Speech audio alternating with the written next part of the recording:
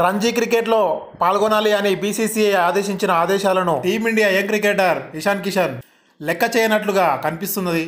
టీమిండియాకు దూరంగా ఉన్న ప్లేయర్లందరూ తమ రాష్ట్ర క్రికెట్ బోర్డులకు అందుబాటులో ఉండాలని బీసీసీఐ తమ సెంట్రల్ కాంట్రాక్టు ప్లేయర్లకు ఆదేశాలు జారీ చేసినట్లు ఈ విషయం మనకు తెలిసిందే. ఇషాన్ కిషన్తో పాటు శ్రేయస్ అయ్యర్, దీపక్ చహర్లకు వీళ్ళు కూడా ఈ లిస్టులో ఉన్నారు.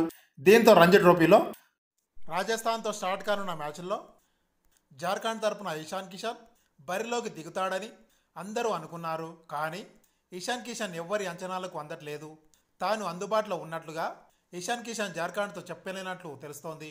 ఇషాన్ లేకుండానే జార్ఖండ్ తమ యొక్క తుది జట్టును ప్రకటించింది. కుమారా కుషాగ్రా వికెట్ కీపర్గా బరిలోకి దిగాడు. ఈ సీజన్లో 6 మ్యాచ్లు ఆడిన జార్ఖండ్ కేవలం 1 విజయం మాత్రమే సాధించింది. రాజస్థాన్ మ్యాచ్ల్లోనూ పేలవమైన పర్ఫార్మెన్స్ కొనసాగుతూ ఉంది.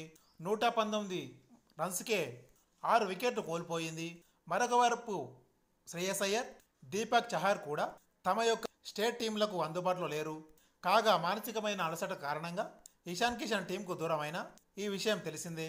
సౌత్ ఆఫ్రికా పర్యటన మధ్యలోనే వెనుదిరిగి ఇండియాకు వచ్చేశాడు.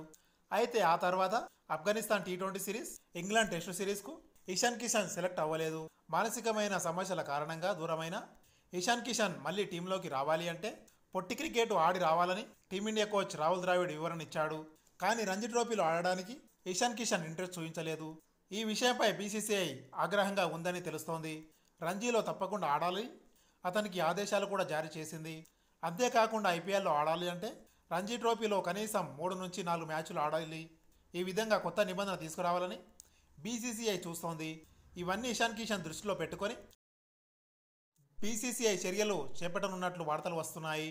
మరొక వైపు ఇషాన్ కిషన్ వీటిని పట్టించుకోకుండా పాండ్యా బ్రదర్స్ హార్దిక్ పాండ్యా, కృణాల్ పాండ్యాలతో కలిసి కిరణ్ మోరీ అకాడమీలో శిక్షణ పొందుతున్నట్లు తెలుస్తోంది.